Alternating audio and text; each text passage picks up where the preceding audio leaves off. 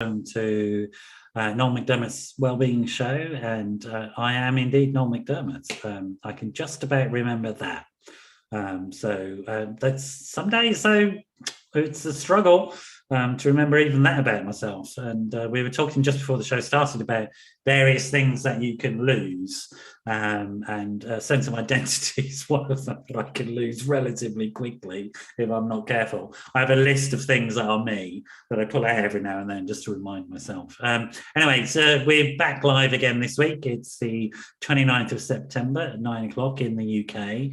And if you're listening to it at that time, we're live, so it'd be lovely to hear from you. You can drop us a line on my phone number, which is +44 7506 319 745.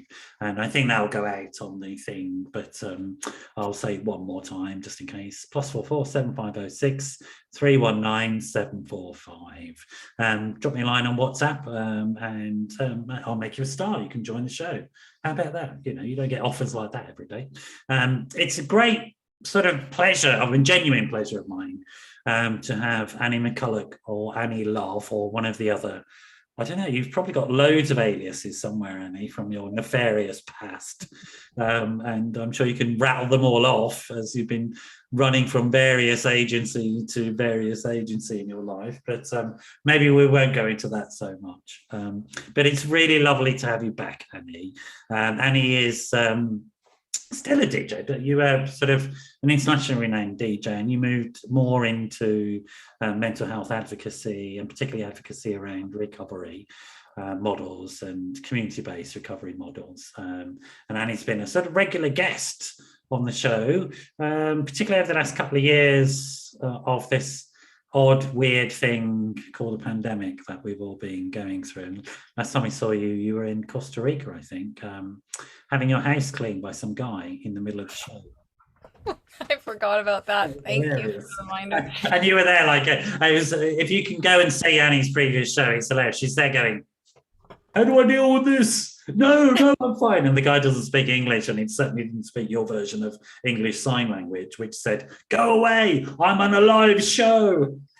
And he was like, but madam, I have to clean. I have to get the rubbish from your bin. I'm paid to do this. It was just one of the funniest things I've seen in many a year. And, it was like a Mr. Bean. It really was. Spotlight. That's what I thought. I decided to go with it that way instead of, being mortified by it, which I would have, Yeah, there's no point being mortified with us because we'll just remind you of it. So I sort of wouldn't the British are good for that, aren't you? Never let me forget anything silly that I ever did. So, but it's evidence of it being live, and this is life, and we deal with these things. So how have things been, Annie? I mean, you sort of, after that, I know people don't know much, may know something about you. Some of the people listen, some people don't. So let's not assume. I mean, how's it been the last couple of years, the pandemic, and you were in Costa Rica and now you're back in Canada. So just give us an overview of how things have been with you. Sure. Well, thanks again for having me back. I mean, after the rubbish episode, I was not really sure if I would be asked back, to be honest. If I'm, I thought maybe that may have been the end of my career on the Noel McDermott show. So happy, truly happy. I love our conversations, Noel, and I know today will be no exception. So, so for those of you who may be tuning in and don't know me or have never heard, I'm not going to give you my life story. I'm just going to give you the Coles notes. But I am a person in long-term recovery from trauma, addiction, PTSD. Noel and I have talked extensively about my history, I think, in one of the shows. So if you are interested, you're welcome to go back and hear my story. But when I was diagnosed with CPTSD about 5 or 6 years ago, I did some treatment for it. And that's sort of been the ongoing thing, more so than the addiction piece. I feel like I'm not saying I'm over it, but that's been the focus. And so last year during the pandemic was really hard for me, as was for many people, right? Being trapped indoors underneath a family of 5 above me, making, typical family noises. But for a person who has PTSD that's associated with loud, sudden noises, it was like being tasered with a gun all day long. And eventually I went to treatment. And that was a beautiful thing as well, right? It was time to go deeper into my trauma and into the PTSD and get some some different help with it, which I did through a treatment center here in BC in Canada. And then I went home, and of course, nothing had changed there, and we were still in lockdown-ish type situation. And so eventually I sold my home and went to Costa Rica for a few months in an effort to, get my nervous system to calm down again and reset and regroup, if you will. And of course, things were a little bit better there, meaning there was some freedoms, being outside a lot. Didn't have a lot of, some things changed. But then unfortunately, there was a very traumatic episode that happened while I was in Costa Rica, which is that someone broke into my rented home there and stole my property, including my dog. And so that was not, that was not the calming influence I was looking for during this time in Costa Rica, but it had a happy ending. There are good people in the world, and Facebook, God bless it for many things I don't like about it. It certainly helped get the word out, and Frankie was returned to me, and my beloved bulldog is back home, and that was wonderful. So that had sort of led to some more trauma and needing to do some more work. And it became clear that being in Costa Rica was actually not going to work for me full time. Actually, the rain, which some of you might be able to hear beautifully tapping on my ceiling here in beautiful British Columbia. In Costa Rica, they have these storms, and they're daily during rainy season. And I was there during that period in May and June, and it was absolutely I've never heard anything like it. And of course, the roofs are all tin there, so it sounded like Armageddon, basically. And my poor dog and I were both like, oh my God, what are we going to do? We can't. So for a number of reasons, I returned to Canada. I hadn't really ever planned on never coming home. It was just, let's go there. Let's see what it's like there. Let's discover a new environment. And so when I came back to Canada, it was quite a scene. This pandemic was going through another, wave. There were, hotel quarantines. There were quarantines period for 2 weeks when I got home. So there was a lot. And then there was just recentering into Canada again and all the things that were here, finding a place to live again, which I've now decided would be this beautiful Airstream in beautiful Squamish, which is peaceful and quiet. And I'm in the forest. Hopefully you can see a little bit out the back there, how beautiful it is out my back door.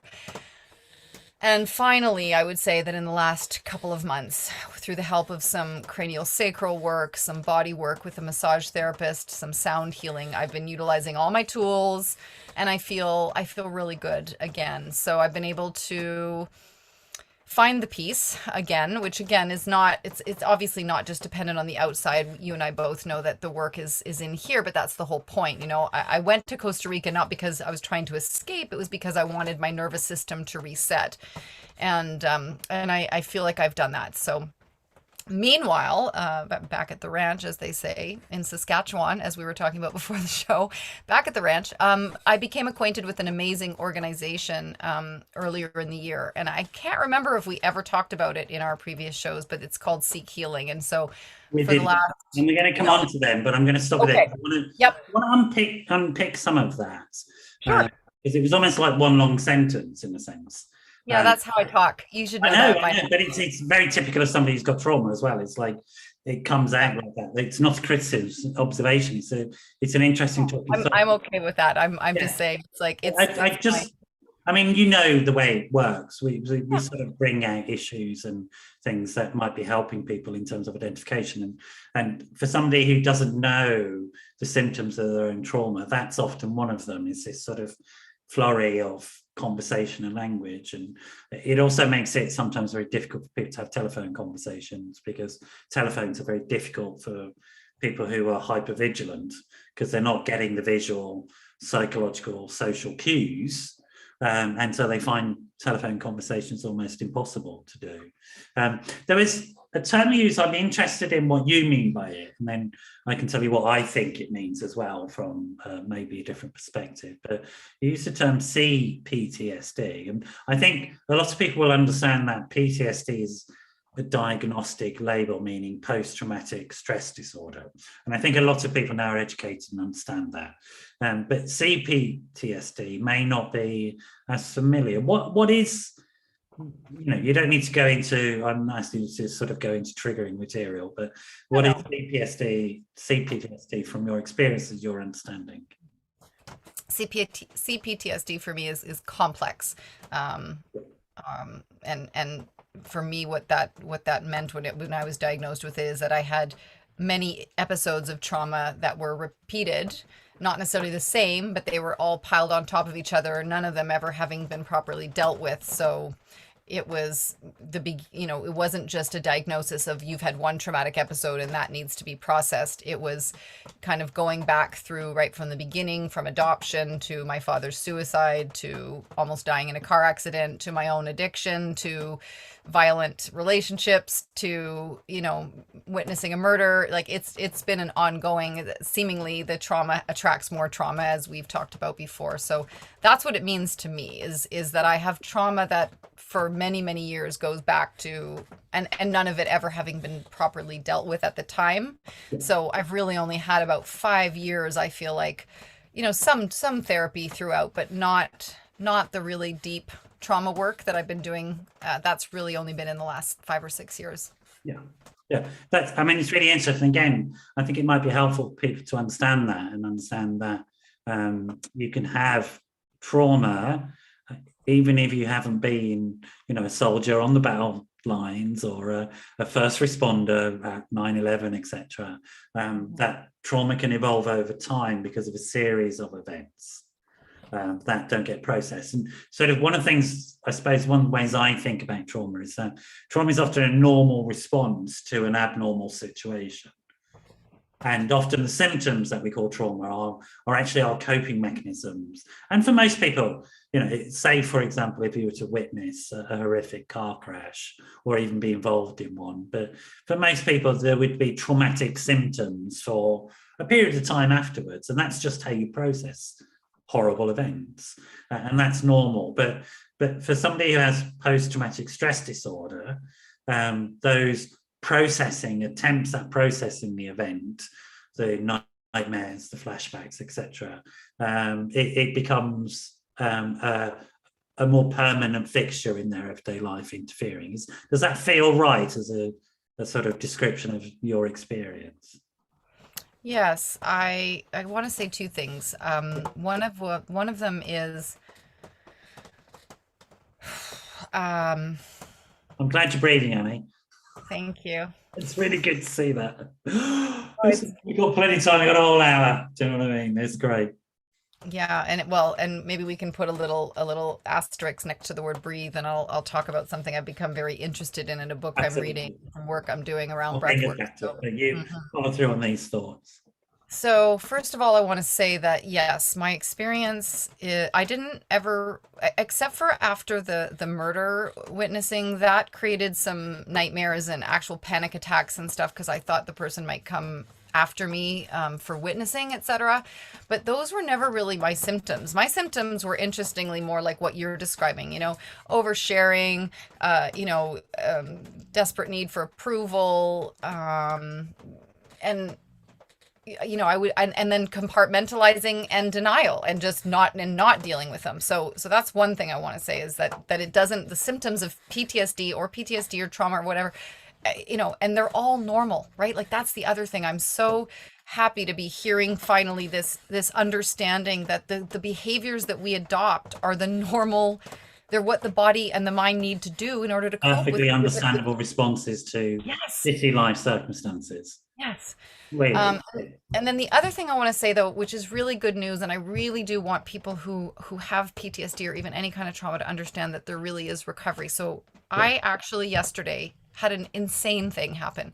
I was in my little city of Squamish, which is 45 minutes north of Vancouver. It's kind of the middle of nowhere. Not really. It's halfway to Whistler. People go through it, but I'm just trying to set the scene. It's small, okay? And I was in there getting my mail because we don't get mail delivered to our homes here, and I missed the turn, and I ended up going down a street that I had no real reason to be on. And this is how I know that there's a reason for everything. But as I drove down this street, I saw a man walking in the middle of the road with a shotgun, and he was not well, and he was clearly, something was very wrong. Yeah. I knew it immediately. And so I've stopped and I reversed away from him. He didn't come at me. He didn't come towards me. He noticed me though. He definitely looked right at me with this shotgun. And sorry, so this is exactly it. This is the improvement. I am having feelings about this in the moment, like right after it happened. And usually it takes me days, weeks, months, sometimes years to actually feel like I was terrified. How could I not be terrified? There's a man with a gun looking right at me. And my beautiful emotional support dog just came over to me at my feet as I'm crying. Hang on a minute, Annie, I'm here. We're going to talk about emotional support animals as well, because that's really important, because I get incandescent with fury about the lack of compassion and understanding about this. Absolutely incandescent with fury about it. So I'm going to become incandescent with anger later on in the show about it. Okay, let's do it. Okay, so breathing and dogs, they're coming up. But and there's something there, because you were making me think about, like, one of my responses to trauma was to shut down. And so I became superb at dealing with crises because I was numb. And it was even as a mental health practitioner, I was brilliant on an intake ward, on a psych ward that was dealing with people coming in a real state. I was the one you could rely on to remain absolutely calm when somebody kicked off and organize everything, because I was so traumatized that how I dealt with it was to numb out, not feel, and just think and just plan and strategize, and that's the way I did it. So I really identify with that notion of it would take a while because, of course, all of those feelings I wasn't having at that time came later on. Of course they did. And sideways, probably, right? In all sorts of interesting and strange ways. So I really identify with that, and I think it's really important people hear that sort of stuff as well. Let's talk about the complex bits, if you don't mind, and what that means, and unpack that a little bit. And then we'll talk about breathing, and then we'll talk about emotional support animals and other emotional support activities, because I would include gardening, I would include nature, I would include wild camping, and these things as very important parts of it as well. So I can see you nodding away. So let's talk about the complex bit of the trauma and unpack that a little bit. So if I understand you right, what you're saying is that there's layer upon layer of traumatic experience which doesn't get processed. And I got this image, I don't know if it's true, I don't think this is a definition of you, but I got this image of this piling steam of shit, sort of like just steaming away, and sort of flies coming and going, and these sort of growing and growing pile of steaming crap that you had to deal with. I mean, it was a very strong image that came to me. You're nodding away. I'm hoping you'll all laugh at this because it's perfect, right? So you're absolutely right. That's the deal. That's exactly how it feels. It's exactly how it was and still can be, right? But here's the great news. Getting to live in this beautiful place, I have to deal with it's called a black tank or a gray tank or whatever. I don't know. Septic tank. And mine's not septic. It's not going away. It is going into a receptacle that me, every week have to take somewhere and deal with my shit. Literally. Literally.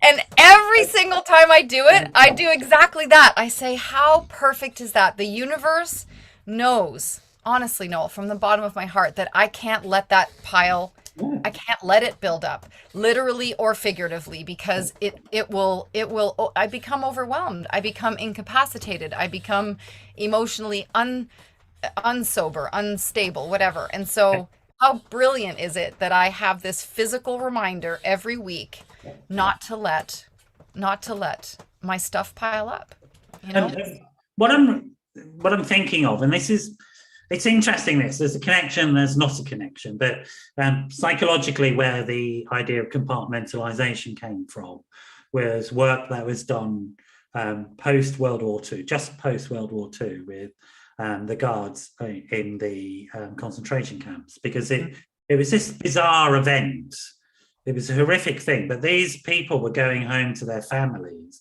and appearing normal. They weren't sort of brutal, dead people. They were family people, and they had lives, and yet somehow they managed to, and they coined this term, compartmentalize the experience of going to the death camps and behaving in a certain way, and then coming home and behaving in another way.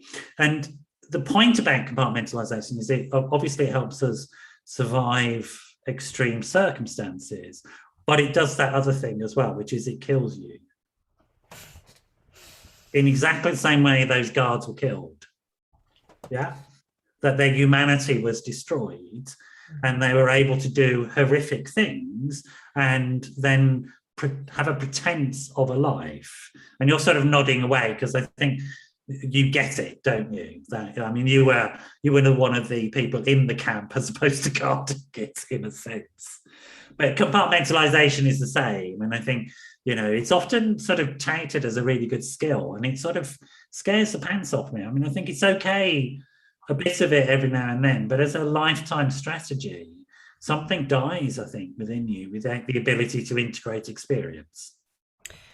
100%. And I think, you know, like compartmentalizing and denial are very, you know what I mean? Like there's a fine line there. I think that's very similar. And I think what I had to do to survive was to live in a place of compartmentalization or denial. And I also think we've talked about this too, like my body was not safe. So everything was up here. And this thing, thankfully, the universe gave me a good one of these so I could actually survive in the world that, you know, and with extreme forms, this compartmentalization becomes things like DID, for example, dissociative identity disorder, which some people call multiple personality disorder, where the mind creates separate personalities that don't know each other, because if they knew each other, they'd have to acknowledge these horrific things that were going on, and they can't, and it takes, you know, quite a lot of work. So it's a very serious and significant issue, and I would say that, you know, trauma is on that spectrum of those types of things, moving into psychotic functioning. And psychosis is, as far as I'm concerned, it's undeniable now. The root of psychosis is trauma. Of course. It's a response to, it's not a chemical sort of soup issue in your brain. It's a response to things that have actually happened to people. And then into these extreme sort of things like DID. And then it's all on that spectrum, I think, of experience. And I think it's really important to understand that there's all sorts of ways that as humans we adapt and cope with things that shouldn't happen, bad things that should never happen. And the complex bit, from my perspective, I can add a little bit to that conversation, both personally but also clinically. The complex bit often means something like has had a negative developmental impact, and it's become embedded in somebody's personality and functioning in a broader sense than just, say, a trigger reminding you of a shitty thing that happened. So your personality is adapted to, and so aspects of your functioning, everyday functioning, are just reflections of your trauma defenses and trauma survival strategies. Yeah. Yeah. ADD is a big one. That's right. And that's not true of somebody who has a one-off traumatic event and post-traumatic from that. It doesn't bleed into their everyday life, doesn't bleed into their personality functioning. Does that feel right to you, Annie? Absolutely. Absolutely. And I think that there's not just there's cognitive stuff, like the ADD, I think is fully a trauma response, or a trauma, I don't know, coping, whatever, you know, whatever the direct terminology is. But then there's I often say that I just turned 50 in November, and I mean, what? Like, I don't feel 50, and I don't mean it. I mean, emotionally, like, I think there's a lot to be said about what happens to someone like me who's had so many traumatic experiences where, you know, I don't think that emotionally I've matured the way. I mean, I think recovery has certainly helped that. The last 13 years have changed that immensely. But I think I was, you know, Peter Pan syndrome for sure, without even knowing it. I think naivety is unexpressed aspect of complex or developmental trauma, that people are in naive in certain ways. I am as well still, and it can be a real issue. It can be a real problem for people, to be honest. It's sort of that lack of sort of the natural ability to assess situations, and the either naive trust or the avoidance and shying away, and those extremes that exist, and that it's not a comfortable place in between. Often you're nodding away, that feels right for your experience. Yeah. Yep. I always say I'm an extroverted introvert, or the other way around, because, you know, I certainly do love people and I do love to be around people. And I also, like, you know, I haven't really left, other than yesterday, which ended in a traumatic episode. So I'm not sure when I'm going to leave. I'm joking, when I'm going to leave the house again. But I mean, I can be by myself for days and days on end without. It's really shitty seeing somebody disturbed with a shotgun. I'm sorry, but that's just horrible, mate. Yeah, not a nice thing to happen to anybody.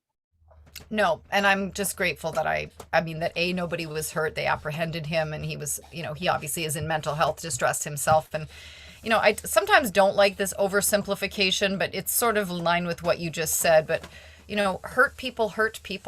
And that, it's, you know, the fact that we can understand that now, at least we can stop with the judgment, and we can stop with the labels. I mean, we need labels sometimes. I understand that. But I mean, I don't really care. Like the CPTSD thing, it really helped me to understand what was going on with me. But I'm not that. I'm a person, right? And that man yesterday with the gun is a person who's struggling with whatever he's struggling with. And I think with everything that's going on, oh my God, like we need to be kind, and we need to be gentle, and we need to be empathic because everyone is completely squeezed right now, right? And whatever was going on with him yesterday, I mean, yes, he scared me, and yes, I'm glad I was able to get to safety and that no one was harmed.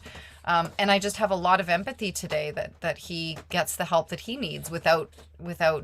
And that's fabulous. I mean, because that's a sign, if you don't mind me saying, it's not for me to comment on your recovery, but to me, that's a sign of recovery. It's the capacity to function appropriately, which is, there's a threat, I need to look after myself, process it, experience it, process it, and then go. And you know what? It doesn't tell me that the world is a dangerous place. It tells me that that person is struggling and that they need help. Because I think the message of trauma is that the world is a dangerous place, and that creates an isolation, which is a deep loneliness from human experience. And so what you're talking about to me is that you're not going to step into that deep loneliness and that isolation, but neither are you going to be naive and stupid about it, because it's like you didn't get out of the car and say, I understand you, it's fine, let me talk to you. Like it was like, whoa, get out of the way, and then let the people who have the training step in and deal with it, because that's the appropriate response, I think. Well, I did one other thing, which I was actually quite, you know, it felt like the right thing to do, and I'll touch on why it was so important. But so I reversed my car, and there were some people walking down the street. I stopped. I told them what was happening. One woman phoned the police, and then I drove around and let people know in the area not to go there, because I think that you know, like I couldn't do anything to stop that man, but I could stop people from going to where he was, right? And so they shut down the whole area for hours. It was quite a something once the police were involved. So so I do feel like, you know, even in the moment of panic, and this is why it's important, is because when my business partner was shot in that incident back in 1999, I was so frozen that I couldn't do anything. I remember, and it's really painful because he died, right? He didn't live, but there were other people attending to him, like literally attending to him before the ambulance got there after he'd been shot. But I couldn't go near him, Noel. I was like, you know, fight, freeze, fawn, like there's many responses. But in that moment, I wasn't just numb, I was incapacitated, paralyzed. You know, I couldn't move. You were frozen. Yeah, and so I'm happy that didn't. Involuntarily frozen. And it's really terrifying when that happens, actually, because we don't talk about the freeze response enough. People have heard fight and flight, but the freeze response is much more common. In fact, the freeze response happens to women a lot who have been experienced sexual trauma and assault, and they freeze. And people go, why didn't you fight? Well, because my amygdala took over and shut down my muscles. That's why I didn't fight. There was no capacity. I could not move. Are you okay? We're talking about a difficult subject. Am I triggering you? Do we need to stop and move on? That's okay. Again, it's like, this is a miracle, right? That I can have feelings in real time about things. This is recovery to me. I'm okay. It's just really hearing you talk about that was, just brought up my sexual trauma. I definitely have history of not being able to stop people from having. Yep, it's That's what happens. We're going to take a minute because I'm going to just do a public safety announcement, which is just wonderfully reminded us that we're talking about really challenging subjects. And if anybody's listening is experiencing those responses, maybe you're finding that your heartbeat is going up and you're crying, or you're having other strong emotions, your breathing is affected, things like that are signs that you might be in distress. And sometimes people who've had a lot of trauma don't even notice and can't name the signs of distress because they're so hyper with the symptoms all the time. But I'm telling you that you might be experiencing distress. And I think it's really important that you reach out and get support. And we will, as part of this, put some helpline numbers. Annie may know of some in Canada, but certainly we can put the UK numbers up for you. A good place to start are places like Samaritans, and we'll put those numbers up. But also in the UK, you can reach out to your GP. They're all set up now for sort of mental health support. And in the UK, you've got a thing called IAPT, which is Increased Access to Psychological Therapies. They will also provide some free service in the UK. And you can find them by just Googling IAPT followed by your local authority. So if you're in Hackney in London, you go IAPT Hackney, and it'll take you straight to a website where you can sort of book yourself into free psychological therapies, including trauma-based therapies. So you're not alone, folks, at all. And there's multiple organisations that support people who've experienced trauma. In terms of recovery organisations, like the 12-step stuff that Annie's talking about, a great one to go and investigate if you're having symptoms, if you've had traumatic experience, would be CODA, I would say. It's a good place to go and look at in terms of 12-step peer-to-peer support. So you can just Google CODA UK. A lot of people in those groups have experienced many forms of trauma and can help. So just wanted to calm us down a bit and just remind people that we're not alone, we're not isolated. There's lots of help out there. And if you've got ones, you can just send them through to us or say them now and mention some Canadian things.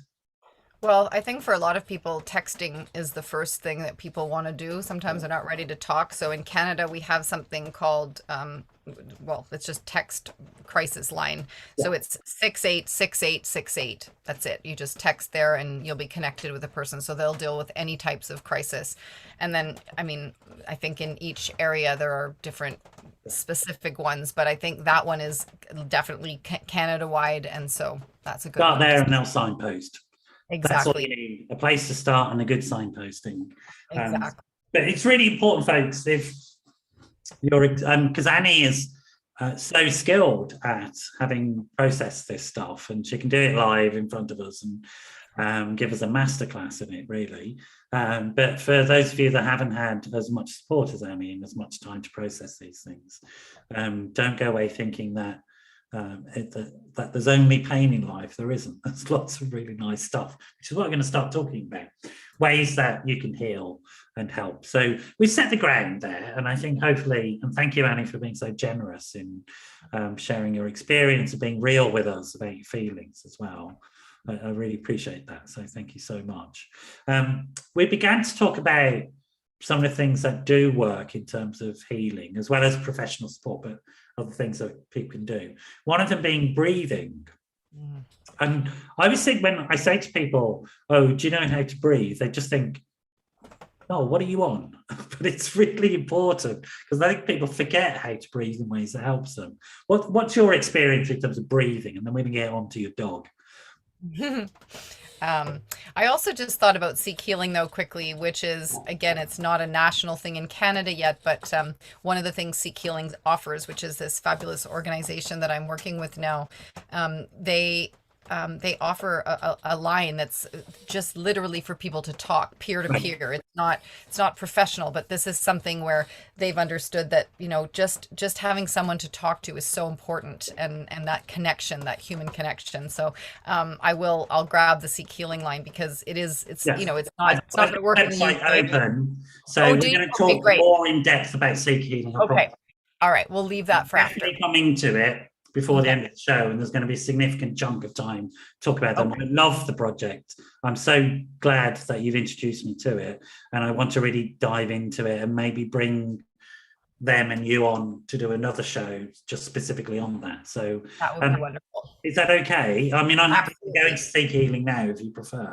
No, that's fine. That's fine. Okay. So with breathing, though, it's interesting because one of the things I was going to do with you, if we had sort of started off maybe differently, but what we do at the beginning of all our meetings is we start by stopping. We take a moment, we connect in with our breath before every meeting. It's just an incredible way to start everything. Let's do it. We start by stopping. Yeah, you want to do it? Okay. So what I did this morning in one of my meetings is I opened us with some box breathing. So for me, that's the most powerful breath for me. Everybody finds their way with their breath, but inhaling for 4 counts, holding for 4 counts, exhaling for 4 counts, holding out the exhale for 4, and then begin again and just going around. So inhale, hold, exhale, hold, inhale, hold, exhale, hold, inhale, hold, exhale, hold. Just like that. And I don't know about you, but I immediately feel better after doing just a few rounds of that. It's just, so, it's all about the vagus nerve. It's all about calming, getting the parasympathetic nervous system to kick back in again if you're in fight, flight, freeze, fawn, and just getting the calm again. So breath, I'm reading this fabulous book, Breath. I forget the author's name now, but maybe James can look it up for us and post this book. But in this book, it talks about all the ways in which we have neglected breathing because we've for a million different reasons, but many incarnations before us, the humans as we are today, we didn't have crooked teeth, we didn't have sleep apnea, we didn't snore, we didn't have breathing problems, allergies, sinus problems, and it's all because of the way that we have lost connection with our breath. So if people don't realize it, you can help yourself lose weight by breathing, calm yourself down by breathing, improve your overall health. There's so many myriad things that breathing helps with. My own personal experience that I want to just say quickly, though, is that for me, it's my connection to whatever is keeping me alive. And it came to me in one of those aha moments when I realized, after years of being away from wanting to be away from religion or anything to do with what I believed was a dogmatic God. I wanted my own connection, and one day I realized that my breath is that connection because it's what's keeping me alive. So for me, it's also a way to connect with that which is greater than me, whatever it is. I don't know what it is, but for me, that's what it has become. So it's when I'm all wound up and I remember to pause and take that breath, it is helping me literally, and it's also helping me in that psychological, spiritual, emotional, whatever that other thing is beyond just my physical body. It's helping me to connect with something else, and I think that's. And for people who are sort of maybe a bit resistant to the idea because they're the language puts them off or anything like that. So breathing is essentially, and most people have heard of this, of what's called mindful meditation. And all mindful meditation is a breathing technique. That's it. You breathe in and out through your nose. Pay attention to it.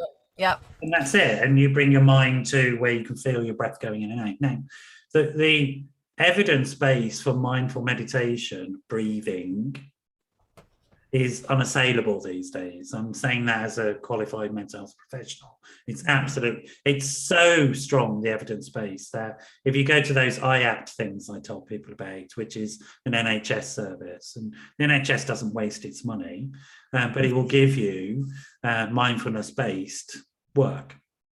So it'll give you mindfulness-based cognitive behavioral therapy, etc., mindfulness-based trauma therapy.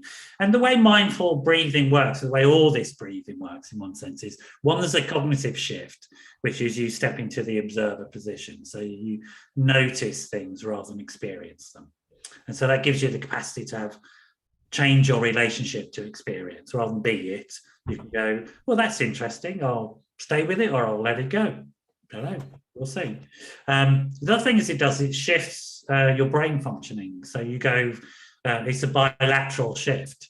So if you're right-handed, you're dominated by left brain functioning. And then this breathing moves you into right brain functioning, which we don't do enough of, essentially.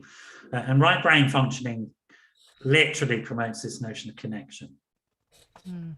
It literally promotes the sense. And it's linked to the trees behind you, Annie, which is a sort of what we call biophilic stress. So the lack of connection with nature produces this thing called biophilic stress. And so if you go and stand in by some trees, you can do this in your local bus stop. It doesn't have to be in a forest. Just got to notice the trees there. Again, it literally does that thing. It shifts your brain functioning from one side to the other in exactly the same way that mindful meditation does, and exactly the same way that breathing does. And so there's new research coming out looking at how breathing within nature can enhance the experience. And literally what nature does is it improves the sense of connection. So it's so powerful, and most people don't know this, that if you build a park in a city, for a defined area around that park, violent crime will drop by 20%. Because it has that much of a sense of calming people down, making them feel connected and part of a community. That it literally reduces violent crime.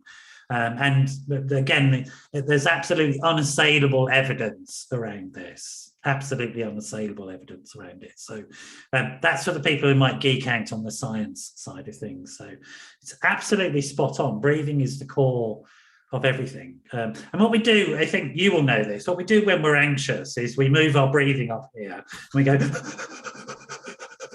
because we're getting ready to fight or run away, you know. And then if we drop our breathing, which is all these exercises do, we automatically send different signals to the threat centers of the brain.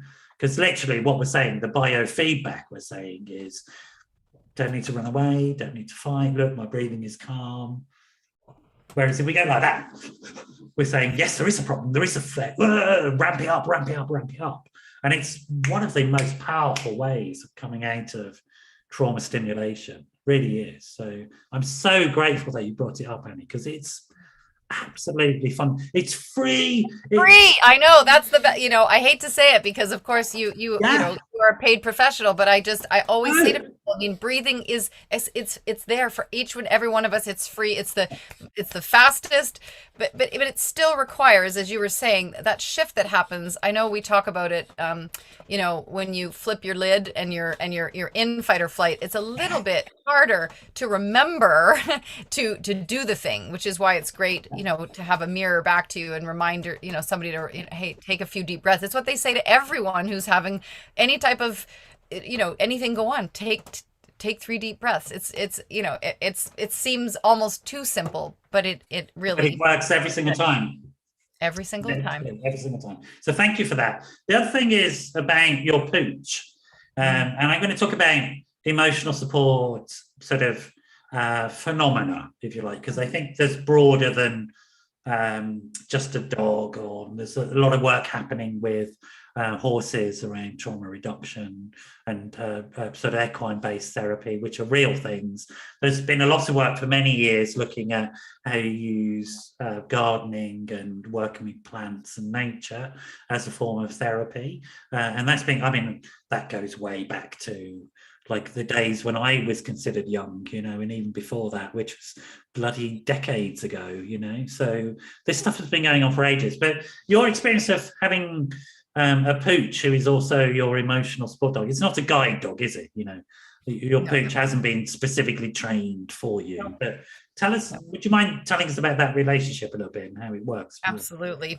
So I just want to say it's so frustrating to me because we were making huge strides with emotional support animals, and they were being recognized everywhere. And then there were some people that were just ridiculously taking advantage of it, right? So they kind of ruined it I was stuck in Costa Rica for 3 months because I couldn't fly on any U.S. airline because no U.S. airlines are recognizing emotional support animals anymore. It's absolutely, it's so sad to me. Anyway, so well, it makes me furious, and I think there's quite a lot of so-called qualified mental health professionals that have created that problem because they were just signing letters for people willy-nilly and not challenging clients and saying, no, that's not correct, you know, and just because somebody was paying them. So here's a letter, and of course the airline shut it down. I'm totally with you. I think it's disgusting and despicable behaviour. But tell us about your experience. I'll tell you about Frankie. Hopefully he'll come over again, and I can show him to you guys because he's pretty special. Anyway, I've had him for 10 years, and he is not trained in any way. In fact, some would argue that, but he like all animals, and I do believe this to be true. He's special to me, but animals are intuitive. He came straight to me the moment I started crying. That is his instinct. His instinct is to come and comfort. And if I'm at the airport with him, when I'm flying within Canada or going somewhere where I can fly with him, he will find the people who are nervous, who are upset, and it's just amazing. It's just amazing to me, their innate ability to just know. And so for me, what it has been, you know, he's been with me for 10 years, almost my whole recovery. He's been with me. So I feel sometimes like he's adopted a bit of my PTSD though around noises, because he hates fireworks and he hates thunder, but he's that intuitive and sensitive. I think that's what the relationship is really about. I mean, I talk to him like he's a human, and that's probably because I live alone. I talk to him the way I would talk to another person who might be here. But the relationship is about unconditional love, obviously. I mean, that's what animals do. But I think there's something there about his intuitiveness with me that just allows me to, you know, when just looking at him, just looking and having a moment with him just brings me into the moment, right? It's about getting out of whatever is happening out here or in here and just, oh, right. Look at him. He's just simply being. He's just lying there or sleeping or snoring as he tends to do.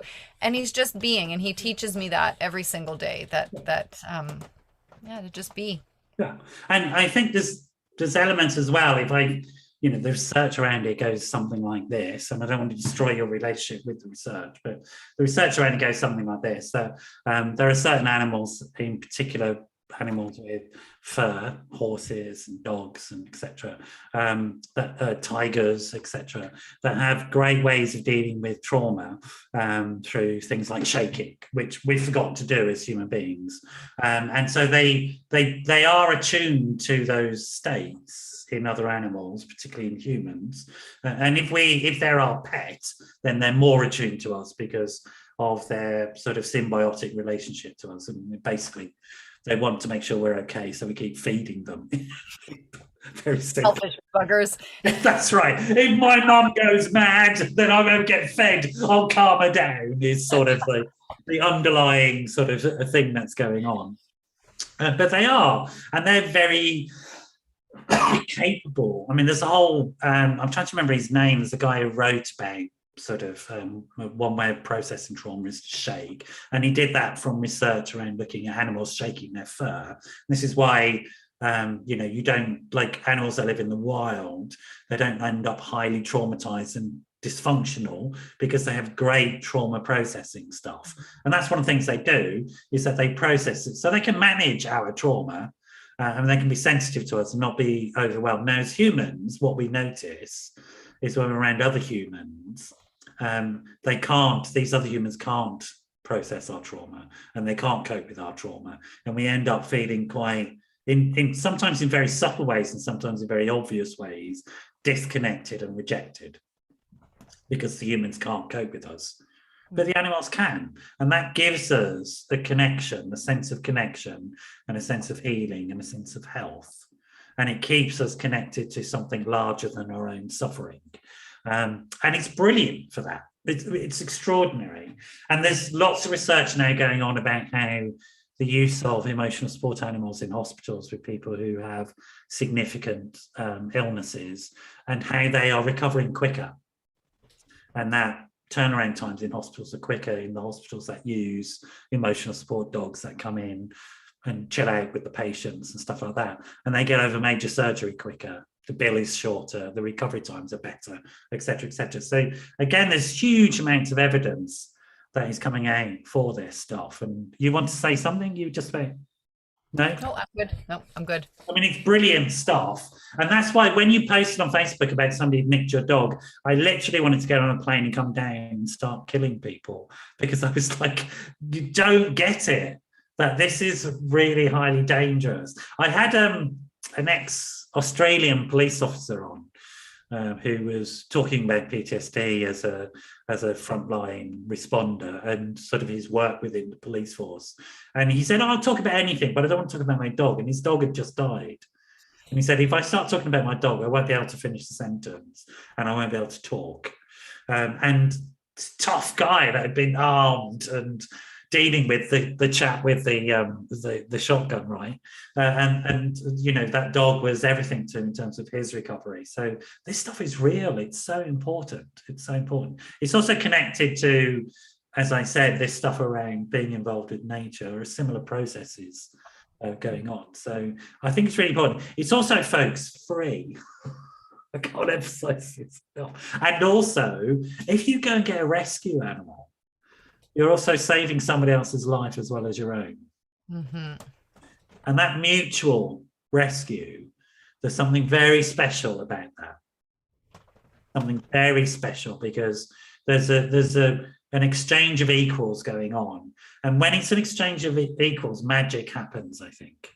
I totally agree. Absolute magic happens. So there's a couple of beautiful projects out there where they're putting prisoners together with rescue dogs and things like that. I just think anytime, like you said, when it's a win-win, it's a win-win. So I totally agree. And yes, there were many people who wanted to get on that plane with you, let me tell you, because Frankie has his own. I was really close, I know. I was so close. I tell you, how close. Oh, I know. But it literally, there were, my AA sponsor from many years ago, she was actually in tears for the first time ever since I've known her. And it was because she actually worried that of anything that could happen in my life that would get me to go and drink again, it would be losing Frankie. And so she was terrified that this might be the thing. And I was like, absolutely no.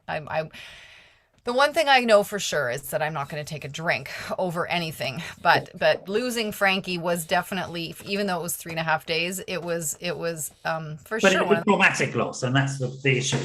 If Frankie gets old and dies, because that's going to happen, you'll manage that. It'll be sad, but you'll manage it. But somebody nicking him, it's like, no. That's not the way the world is designed to be, children. Let's not. And that's why the love bubble that was sent out and was put forward, I think, really. I think it was a rage bubble. You might have experienced it as well, but I think quite a lot of people are angry about it. So there's that. Those are really important things, I think, for people to understand, that the stuff you can do now. Yeah, forest baths are so incredible. I mean, that's what Frankie has done for me too, right? He's got me outside in nature every single day because I have to walk him. Having a dog means you have to walk in nature. I mean, you might be in a city, but you're still going to have to go somewhere where there's grass and trees and all that stuff. And I think that's another just, free and beautiful component of ownership. So let's move on now before we finish into CQ. and an amazing project, which I want us to talk about, and then for you to promise to bring them back on, and that we'll do more work. So tell me about Seek Healing, your involvement and what they do. I've read the website. I mean, I was blown away immediately. I was like, great, I'm moving up to Canada now and joining in, because it's just... Well, it's not Canadian. You'll have to move to the US. It's a It's US a US project, but it's in Canada. Okay, tell me about it.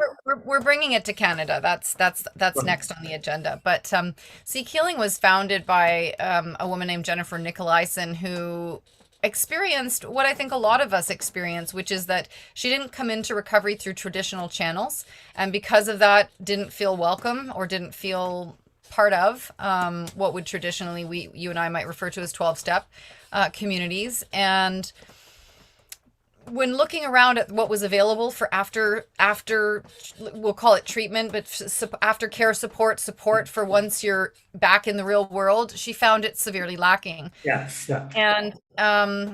And so she got to work with some beautiful people. You know, Gabor Mate is on the advisory council, and just Bill White, various other just really incredible people in the sphere of recovery helped put together this program that combines things like authentic relating and transpersonal psychology, circling, wonderful modalities that already existed, but they've been brought together in a way to create what we're calling social health. And so we know that people need biopsychosocial activities to recover. And what I also love, and I just want to say first, is we don't refer to addiction as addiction. We refer to it as bonding, because as we just mentioned, all of these responses that we have as humans are about trying to get our needs met. And even if we're not doing it in a healthy way, it's still it's healthier not to refer to it as if it's wrong and bad and you did something. It's a human's way of doing what a human needs to do to survive. So what they've created, and they've started in one particular place called Asheville, which is a beautiful place in North Carolina, is what they call place-based community. And so instead of trying to deal with the treating of addiction itself, they're looking at the drivers of addiction. What's underneath addiction, which is loneliness, disconnection from self. I remember saying this when I first got into recovery. I felt so disconnected from myself, from other people, and from, the greater universe. So creating opportunities for people to connect and authentically relate. And so a lot of work is being done with people coming out of incarceration, people coming out of treatment centers, different recovery homes. And what I love about it is that it's non-hierarchical, right? Like everyone's peer-based. There's no, I know more than you do. It's just getting together and authentically relating with people and listening, learning how to listen. I mean, I know I learned how to listen. You did too when you took your counseling skills course, a million years ago. It was one of the first things they taught us, right? How do you listen to people, truly actively listen? But getting beyond that to really just holding space, not offering advice, which would be very hard for people like you and I who are used to giving advice as coaches and counselors. So very different way of looking at it, but beautiful and really powerful. Like what I've experienced, like I said, how we start our meetings, how we show up for each other, how the whole workplace, when I told them what happened to me yesterday and that I had this podcast to do and then I was going to be taking the rest of the day off because I was having some pretty intense feelings. The immediate response was take care of yourself and not have a salt bath and eat some chocolate cake, but actually take care of yourself and do the things that you need to do. So it's the first environment I've ever worked in where they're walking the talk. They're not just talking about what they should do, but they're actually embodying that in the culture of the company, which is amazing. So it's very small right now, but it's got a lot of legs, and a lot of people are very interested in having us come into their communities. So what I've been doing for the last few months is helping develop some structure and putting things in place so that we're ready to grow into other communities. So this listening line that I mentioned, that's available to people in North Carolina, where you can just call and talk to somebody, just a friend, not even a friend, it's just a person, just someone. That is going to be something we want to grow into other communities. these connection practice meetings, the listening training that we offer, free. Anyone can do that, by the way. People can sign up anywhere in the world to do our online training, and I swear to you, it changed my life. It was a 6 weeks. I think I was doing it when I was in Costa Rica, and you and I were connecting the last time. I was in the process of doing their listening training. It's 16 hours. You learn some new skills. You learn how to, like I said, how to listen, how to ask curious questions, how not to jump in with your own advice, and just to hold space. It's really beautiful and powerful. So that's sort of the foundation. And then we're going to grow that into a training that we can bring to clinicians, that we can bring into companies.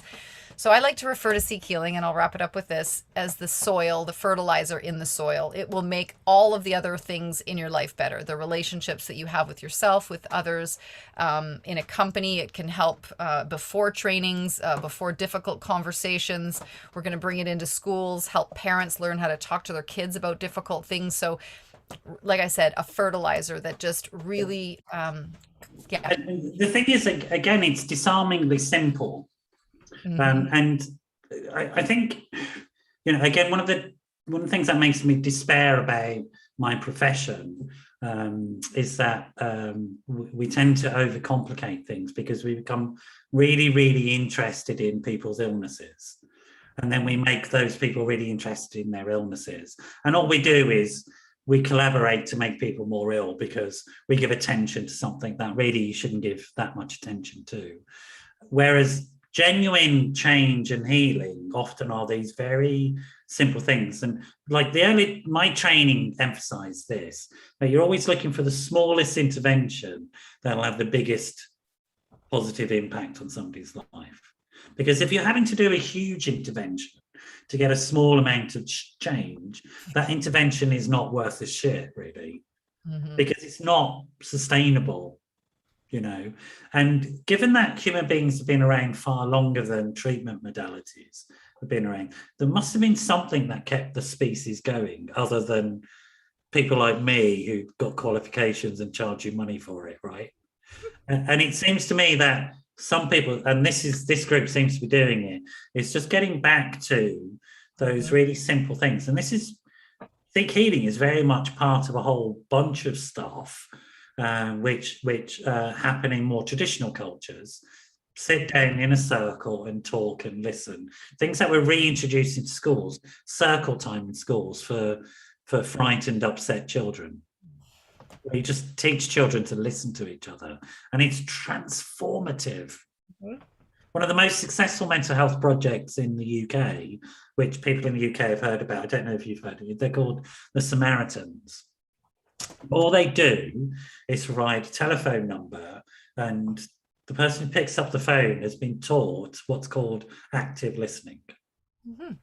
They're just a volunteer, and they've been taught to listen, which means shut up. Listen means shut up. And they've saved so many lives. It's extraordinary. We have to finish there. And what I'd like to do, it's been wonderful to have you on, as always, Annie. Thanks again for your sort of authentic self turning up and being with us. Really appreciate that. And it's a real sort of positive modeling sort of where you can get to with the appropriate support. And we do have to finish that. I'll get told off by one of our franchisees because we're only supposed to do an hour, but we've gone over. Okay. Well, I will just say that just quickly, I love the magic that happens. I don't know what it is with you and I, but I really do agree that every time we've talked, something happens. There's treatment going on, like for there's something happening that's allowing me to be vulnerable and authentic. And so I thank you for that. And thank you for having me and for giving us an opportunity to talk a little bit about Seek Healing. And I do really hope that, we'll plan that to have them on. And yeah, definitely. I'll get Teresa to send you an email and we'll sort it out. We do have to finish there. You stay there, Annie. It's not a finish. It's just a sort of a pause. Semicolon In the conversation. And we'll be picking up the chat another time. Certainly next week, I have a guest. I've got no idea who it is because I never do know. I actually did remember last week that you were on, Annie. That's the first time in 2 years I remembered who my next guest is. And it's just like, there you go. So that maybe says something. I don't know. But we do have to finish there. You stay there and you want to say goodbye to everybody else. And I shall see you all next week. Bye-bye for now.